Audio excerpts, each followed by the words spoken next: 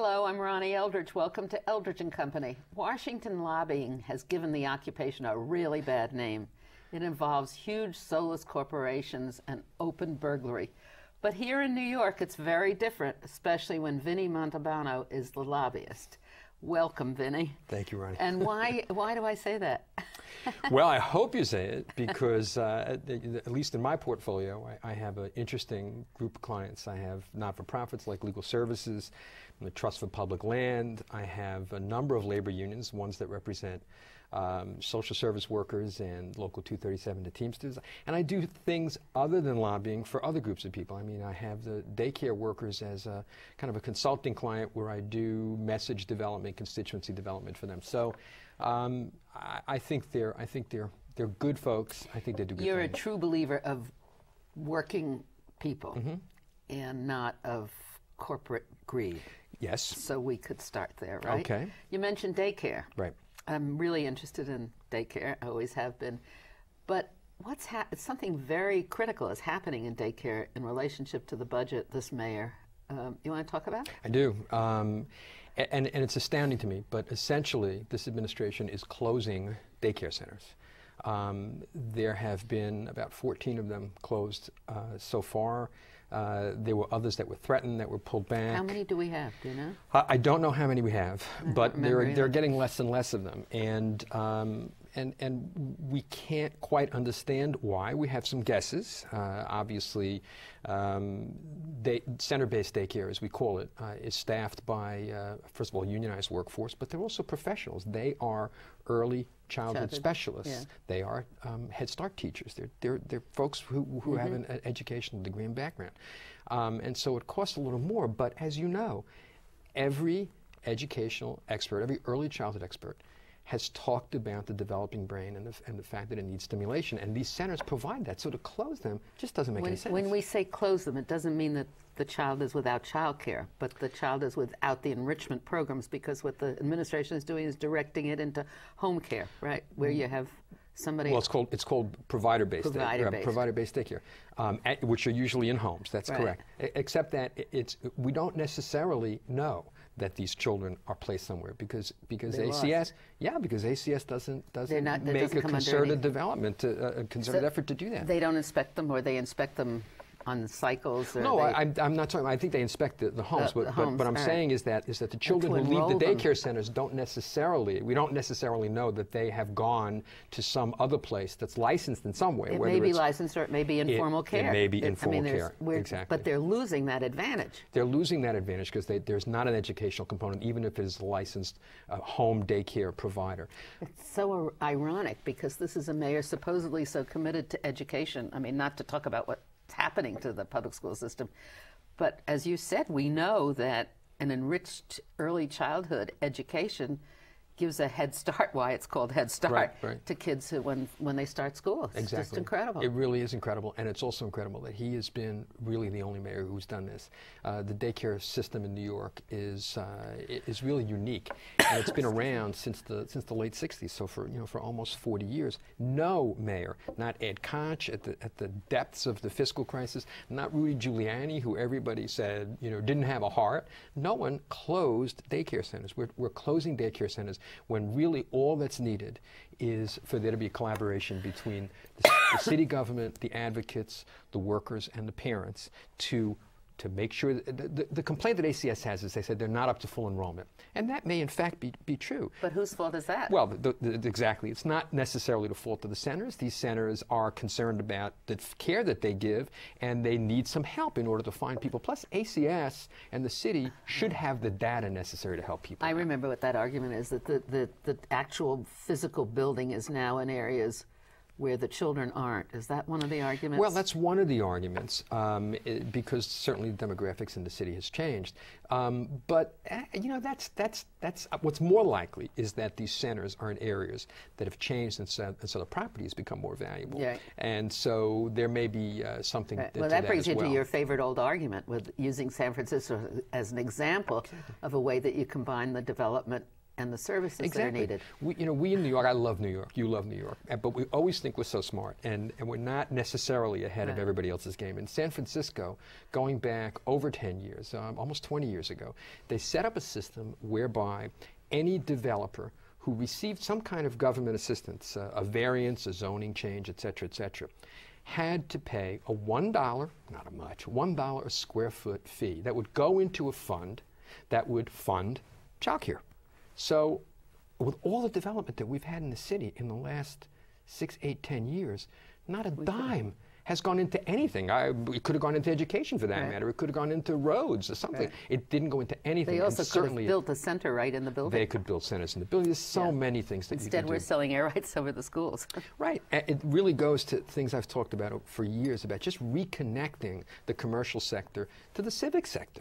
Right. There is no connection. You make money, you don't necessarily do anything to give that back. And here the connection is so obvious because development creates jobs, and the people who need jobs need childcare. What better connection? So the budget, it's going to be, I haven't really, we're just starting the hearings of agencies. Yes, we are. But the mayor's budget is proposing some cuts. Yes. Mayor asked for some reductions in the current fiscal year and reductions going forward into the next fiscal year, which is fiscal year '09. But this is only his preliminary budget. His actual executive budget comes out the end of April, and if things continue to get worse, there may be some further cuts. Why is that? Because that budget hasn't reflected. I mean, the current economic financial situation of the city hasn't really reflected the current downturn in the economy. Not yet. Right. So why is that happening now? Well, I think is it planning ahead, or is it just making up? I think I would love to criticize everything the mayor does, but certainly he is prudent, and everyone needs to take those things into account. And being a little foresightful is a good thing. But again, it depends on what you're cutting. And so in this budget process, when the city council steps up to the plate and tries to restore the things that are their favorite things, like legal services for poor people, like all kinds of human services and neighborhood services that they fund, the question is, are they going to be able to redo that? And that's really a very frightening thing for the next couple of months for these kinds of clients. So we're going to get over this presidential election at some point, and then we're going to be faced with a citywide election. Right. It's incredible, right? It's going to be a big change, don't you think, from a Bloomberg administration, no matter what administration it is, because it seems to me the candidates are not reflecting the same background and interests. Well, we haven't had a Democratic administration. It will now be 16 years. Amazing. It's amazing. And the city has always been considered a Democratic territory, and it is for many other positions. So I guess in and of itself, that's a change. I would hope, as a progressive within the party, that whoever becomes the mayor moves forward a progressive agenda along the lines of the things we're talking about. You know, you're not attacking anybody. You're not telling people they can't make money. You're not chasing Wall Street out of the city, but you're trying to reconnect that instinct to the civic fabric. And they may even have a Democratic administration in Washington. Do you think they're going to? I think it is more likely than not likely, but this election has got me excited, hopeful, and also frightened. All three things at the same time. Why are you frightened? Well, I'm frightened because I think that as the primaries particularly drag on, that the tendency is to go negative on each other. And the things that have excited me about this election and made me hopeful, the bringing out of new constituencies that haven't participated, the young people, poor people, you know, and the message of hope that as an older person, it also has reinvigorated older people. I think that's absolutely true. I think it's absolutely true. But to have that dashed because people become turned off to what's going on and say, oh, it's the same thing again. We thought it was going to be different. That would be really tragic. You know, you and I both lived through 1968, and it's got me afraid. We never got over it. We probably have not gotten over it. And maybe this is the election that we could get over it. It's so reminiscent of 68 to so many people. Yeah, you know, contrasting things is fine. I think that when we start to talk about issues that are irrelevant as a means of setting up some kind of premise that someone else should not be X and you should be X, that's where we have a problem, and I don't want to turn people off. And the criticism is so picayune. Yeah. Isn't it? It's so inconsequential. I mean, even all of the stuff about NAFTA, the differences between the candidates is practically nil. It is, and that is one of the things that has kept these constituencies that have come out now out of the process to this point, and that's what I'm afraid of. I don't want to see them go back into the closet. I don't want to see them get off the playing field. I've been through many elections, and I've been hopeful at times and not so hopeful more of the time. But my cynicism, whatever that amounts to, has begun to melt away, and I'm a little afraid of that. You know, I don't want to let go of that because I don't know exactly what that means. But your candidate was Edwards. My candidate was Edwards, yeah. But all of the candidates, the Democratic candidates, by and large, none of them would have been. No, I think all the candidates were outstanding. Right. So now you've got two really good candidates. Yes, you do. And two exciting candidates. Yes. I mean, the site. And two historic candidates. Historic is unbelievable, isn't it? It's just incredible that we've seen this in our lifetime. Well, but so do you think that we've come down to this lower exchange of conversations because we've had too much time to have them and they have nothing else to do? I think that's a big part of it. I think that, you know, the once again, Democratic Party has tried to set up a primary system that makes sense.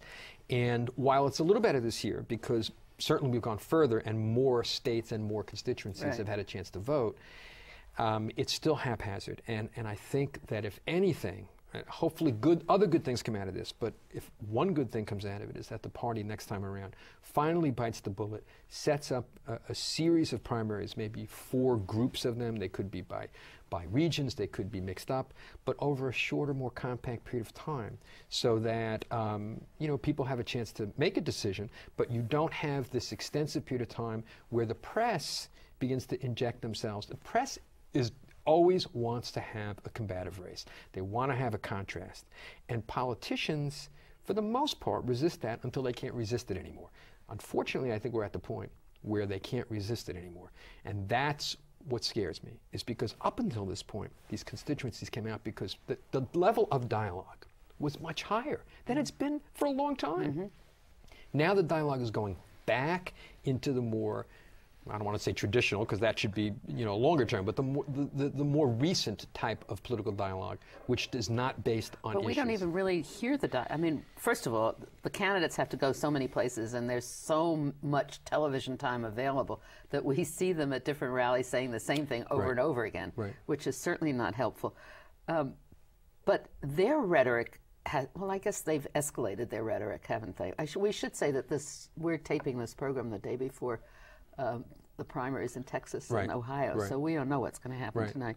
But the press, I mean, the candidates have too long a time, and the media, the press shows our age when we talk about it as the press, because it's the media. Right, that's true, that's true. You're right about that. That's right. That's why we go back to 68. Right, that's right. They have to fill all this time, and they talk and talk and talk, and they don't really know any more than we do. Right. Well, maybe they do because they're seeing more. But they don't necessarily say as much as they know. That's probably the bigger issue. But it's just endless, and not only does it contribute to the mix-up and all the storming stuff that comes out, but it also bores the public. Well, it was intriguing to me that up until the last couple of weeks, the media actually behaved themselves fairly well. Yeah, I couldn't stop watching. Well, I still can't stop watching. I'm going to be looking forward to sitting in front of the TV tonight. But they did behave themselves fairly well, and I thought I sat in front of the TV and I said to myself and to my son and my wife who were sitting with me, gee, you know, this is the first time that they've actually been kind of substantive about stuff. But they've reverted back, and they've reverted back because when it came down to a two-person race, and with all of the history and everything that is in the making here, and with one of the main candidates slipping kind of badly, you cannot but expect that it's going to get rougher, and the media then exacerbates that situation. But it was interesting because we don't know if she really slipped or not. I mean, it was that the press and the public generally and the more of the establishment politicians made it seem as if Hillary Clinton's candidacy she was invincible. She was going to be the nominee. Right, you're right. That's a good point. You're absolutely right. So we don't know what the public thought of that. You're exactly right. So it's so interesting because we've made it. We're making the whole thing. We're making the fact that she's slipping. She may not be. Right, she may not be slipping. She may never have had it to begin with. That's very true. We really don't know that because of the scenario that was set up. Right. So, and in a way, it's partly her campaign's fault. Right. And certainly the people around her, that they had this thing that she was just going to come in. And then you have all these very good candidates, and then you have this relatively unknown person who's soaring. There are some other interesting and again kind of disconcerting things about this election. There's always in American history and politics been kind of an anti-intellectual streak. And the fact that people are attacking Obama for being smart, saying smart things, talking about hope, is just bizarre. But it is happening, and that's also something that I worry about. Right. Frank Rich in the Times a couple of weeks ago said that this is the first time that a candidate has run against hope. I mean, it was tongue in cheek, but in fact, that's a very serious thing that we have to watch out for. Look, the bottom line is that we really do have new groups coming in, getting excited and voting. And democracy can only be better for that. It really can, no matter what happens, no matter who gets elected in November. I would like it to be one of the Democrats, but if these people stay in, and if they participate, and if they grow with the process, and if they view it as being a legitimate result, and they stay in the process, only good things can happen as a result. But, I mean, in a way, that's Obama's message. It is Obama's message, absolutely. And the other thing that's been interesting is the way the campaigns are run. The thing that's been staggering is the amount of money that's being spent, and the fact that that money is being spent on television time, and that basically the other organization, which is something I've never seen in my life, it's a totally do-it-yourself campaign on the ground. There's very little. I mean, I just know it from the Obama campaign because I'm supporting him, but there may be, in New York State, there were 2 paid staff members in the state leading up to that primary. That was all. The rest of it were all groups of people who came together and they said, where are the signs, where are the buttons, where is this? There aren't any. Right. They did it. I saw that in the Edwards campaign as well. In fact, there was no paid staff in New York State. Right. There were just about 12, 15, 18 volunteers. And that is a big difference, I think. Or maybe it's back to the old days when they were the organization captains. Well, I think that is a big difference, and that's a very good sign. And then that means the participation. But even on the money side, both of them have raised enormous amounts of money in small denominations on the internet, and that's another good sign. That means people are participating. Now, clearly Clinton has raised more from the establishment, but by comparison to what she and he has raised online and through the internet, it's actually fairly small. So that's another good thing, is people are giving their $5, their $20 over the course of time. He's had over 1 million people, I think, contribute. He reached 1 million people. I think it was about a week ago they noted that. That's a staggering amount of people. It is a staggering amount. It's a wonderful indication of what's happening, and that's what we can't afford to lose. And that's why I'm hoping that it does end soon, hopefully today, but does end soon. Today. Well, today, yeah. Right, but we won't know till. Yeah. Because I think that if it does continue, it's not going to end.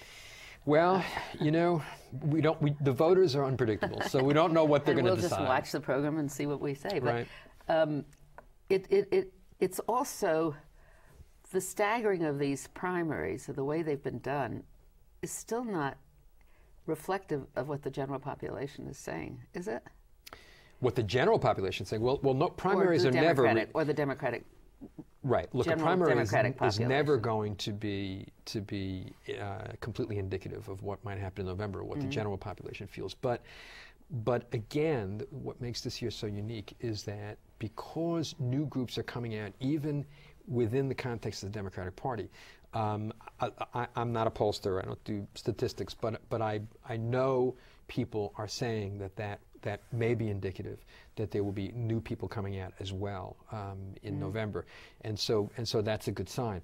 But I think the other piece of what you're saying is that the haphazard nature of the way the primaries are set up I think as much as more people are coming out, even more people would come out if it was set up in a way where you kind of knew, you're in North Dakota and your group of primaries is coming after the one that has California in it. You know what I mean? Yeah. And that is what this party, the Democratic Party, which is the one I care about, that's what they've got to use this experience to do something better in the future. Yeah. We're talking all about the Democrats. Let's talk about the media and the spin, and then the ability of candidates to spin. Look at Bloomberg. Well, let's start with Giuliani. Right. Look at Giuliani, the head of all the polls and everything, and everybody's talking about this wonderful candidate, and he's going to definitely get the nomination. Right. And what happened? Finally, people saw who he was? Well, what? Well, I think, look, what happened? Now I'm going to say something that maybe most New Yorkers would not be happy with me saying, but again, we tend to be very chauvinistic here. I mean, I spoke to reporters early on in this process, and they were frothing at the idea that there was going to be an election involving 3 New Yorkers. Right. And I basically said to them, yeah, are you crazy? Exactly. There is no way that that's going to happen. Right. Hillary Clinton and Michael Bloomberg and Giuliani. Right. It's just not going to happen. So that's one thing. And I think the rest of the country kind of looks at New Yorkers and says, well, we really don't want 3 New Yorkers running against each other. That's part of it. I don't think they were smart enough to put that. Well, I mean, I don't think they were conscious enough. I don't think New York turns them on. And Giuliani's a New Yorker. Right. And the fact of the matter, in the Republican primary, he does not really fit in terms of his what is supposedly his philosophy. I think the other part of it is that he was a terrible candidate. He was a good candidate in the beginning. He's not, certainly compared to the other candidates, it's not that good. But their strategy, I think they will admit that their strategy had a great number of holes in it. To really wait until Florida in this situation where the primaries are haphazard was not going to work out. So then how did... Now Bloomberg, there's no rationale. How many people were conned by the spin that came out? I don't think many people were conned by the spin. I think that the Bloomberg was. Well, I think again the media just kind of like sets up their own story to knock it down. While there may have been, not to me, but there may have been in the Republican Party some kind of imperative or rationale for a Giuliani candidacy. There is none for a Bloomberg candidacy. I know he's not running in the Republican primary, but even as an independent, I mean, what is he offering? He's offering his experience as the mayor of the city of New York. He's rich. Okay. That's always right, and he's rich. Doesn't have to raise money, and so that makes him on board and all those kinds of things. But I never saw that as the case. Now, Hillary has an imperative. All right, she has a reason to run. What is her reason? Well, I mean, there are a number of reasons. So she has been in politics for a long time. She keeps saying she served in the White House. I wouldn't define it that way, but she was in the White House and she was connected with a former administration. She is a United States Senator, which is a national position, and she is a woman with a legitimate political base who has a following. So there are lots of reasons.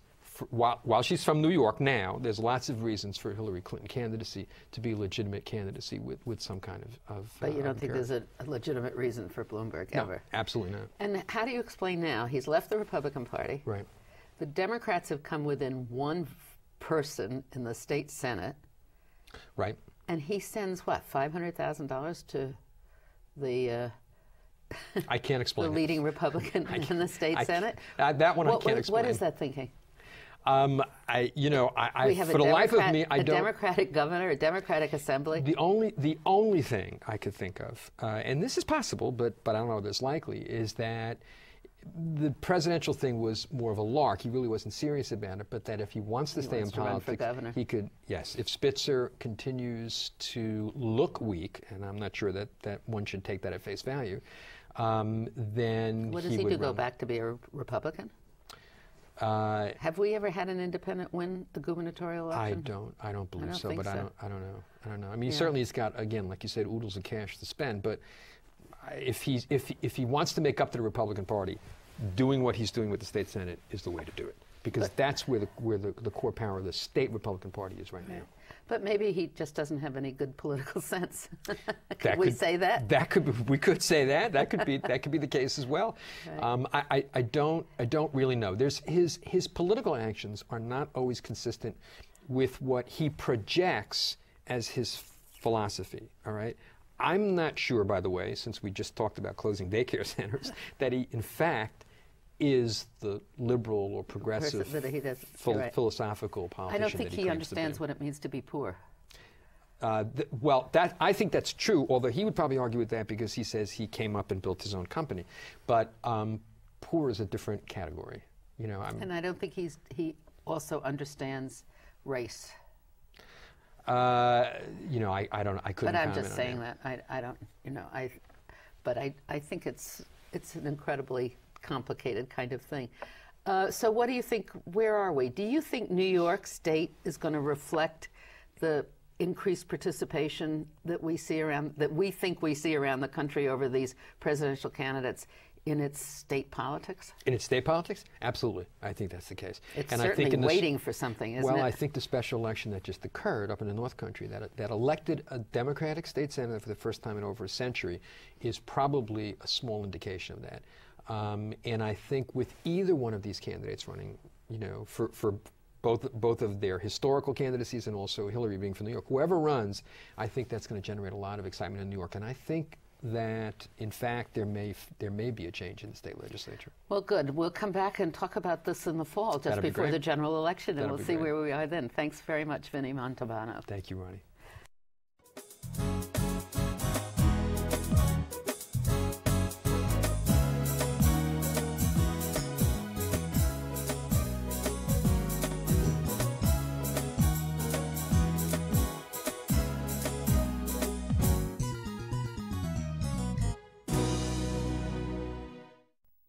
If there are any people you'd like to hear and topics you'd like us to explore, please let me know.